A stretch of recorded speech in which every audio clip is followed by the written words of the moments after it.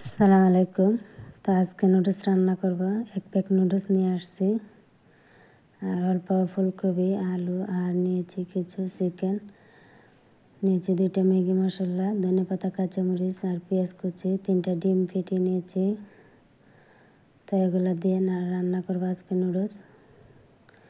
অনেক দিন পর নুডলস রান্না করতে চলে এলাম। তা আগে আমি আলুটা সেদ্ধ করে নিচ্ছি। আলুর সাথে নুডলসটা দিয়ে দিলাম। অল্প একটু হলুদ দিয়েছিলাম নুডলসটা সাদা হলুদ হওয়ার জন্য। তো নুডলসটা সেদ্ধ হয়ে গেছে। এখন আমি একটা ছাঁকনিতে নিয়েছি আর কিছুটা পানি দিয়ে দিচ্ছি, ঠান্ডা পানি।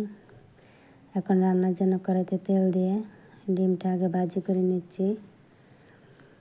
কিছুটা নুডলসের মশলা দিয়ে ডিমটা ভাজি করে নিচ্ছি নাড়িয়ে চেড়ে।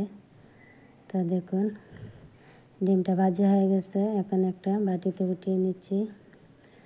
এভাবে আমি একে একে নুডলসে দেওয়ার জন্য যা আছে সবগুলো ভাজি করে নেব। তো কড়াইতে তেল দিয়ে কিছুটা ফুলকপি ভাজি করে নিচ্ছি। তো এই শীতের সিজনে ফুলকপি দিয়ে আমি নুডলস রান্না করি, কিন্তু এবার শীত সিজনে এই প্রথম রান্না করেছি। আর কিছুটা চিকেন আদা দিয়ে ভাজি করে নিচ্ছি। তো প্রায় 5-6 মাস পর নুডলস রান্না করতে চলে এলাম। এতদিনের মধ্যে অলসতা আর নুডলস রান্না হয়ে ওঠেনি। তো দেখুন একটা ম্যাগি মশলা দিয়ে দিলাম চিকেনের মধ্যে। তো অনেক ভালো একটা স্বাদ আসবে ম্যাগি মশলা দেওয়াতে। ভালো করে নাড়িয়ে চাড়িয়ে নিচ্ছি। চিকেনটা আমি লম্বা করে কেটেছি আর 2টা পেঁয়াজ কুচি করে নিয়েছি।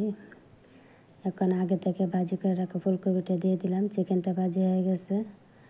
আর 2-3টা কাঁচামরিচ ফালি করে টুকরো করে নিয়েছি, এখন দিয়ে দিলাম। দিয়ে নাড়িয়ে চাড়িয়ে ভাজি করে নিচ্ছি। তো ডিমটা ভাজি করে নিয়েছিলাম সেটাও দিয়ে দিলাম। তো সবগুলাই একসাথে আমি একে একে দিয়ে দিচ্ছি। এখন আমি নুডলসটা দিয়ে দিলাম সব শেষে। অল্প পরিমাণ লবণ দিয়ে দিলাম, দিয়ে নাড়িয়ে চাড়িয়ে নিচ্ছি। তো দেখুন আপু ভাইয়েরা, কিছুটা ধনেপাতা দিয়ে দিলাম। ধনেপাতা দিলে নুডলসের ফ্লেভারটা অনেক বেশি ভালো আসে আর খেতে অনেক বেশি টেস্ট হয়। তা আপু ভাইয়েরা, আপনারা কি এভাবে আমার মতো করে নুডলস রান্না করেন কিনা অবশ্যই কমেন্টে জানাবেন। তো আজ অনেক দিন পর নুডলস রান্না করতেছি।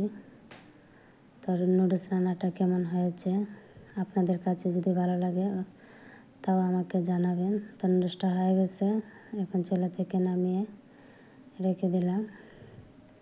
তো দেখুন কি সুন্দর একটা স্মেল বেরিয়েছে। তো এখন আমি বাটিতে নিয়ে নিচ্ছি খাওয়ার জন্য।